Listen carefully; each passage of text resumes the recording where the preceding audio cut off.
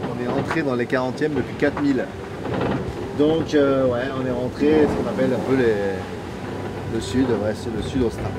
Là où on se demande pourquoi on vient en fait.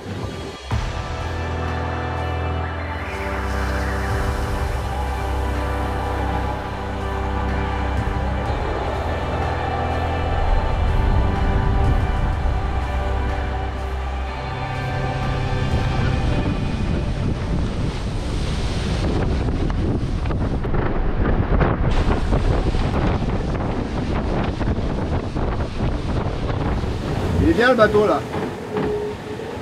Le écart un peu musclé du sud, enfin l'entrée dans le sud on va dire. On pourrait aller beaucoup plus vite mais il faut qu'on fasse 40 jours. Un peu moins d'ailleurs, on aimerait bien. Mais on se rend compte que je crois que ça va être la grosse difficulté de ce tour du monde, c'est que ce bateau il demande qu'à aller vite et il faut qu'on arrive à trouver le frein, placer le curseur au bon endroit. C'est pas simple. Alors, ralentir on sait comment faire mais à un moment tu ralentis trop et arriver à trouver la bonne vitesse moyenne c'est pas simple.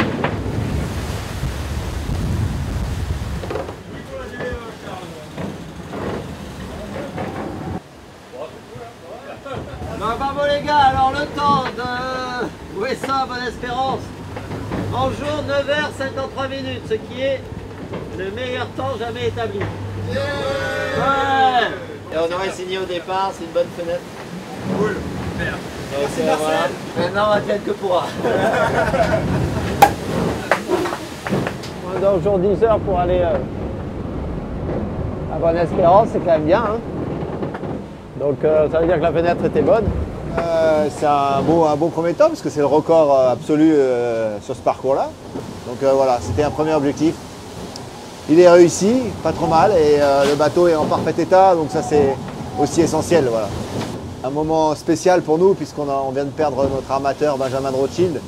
Et évidemment, on ne peut que lui dédier ce record. Il aurait adoré voir ça et on pense évidemment à sa femme, Ariane, et à ses filles. On voudrait voilà, ce record, il est en son honneur. C'est en prenant des risques, comme ils ont su le faire, qu'on fait avancer les choses et qu'on fait avancer l'histoire, parce que finalement, être capable d'aller aussi vite sur les océans, c'est assez fabuleux.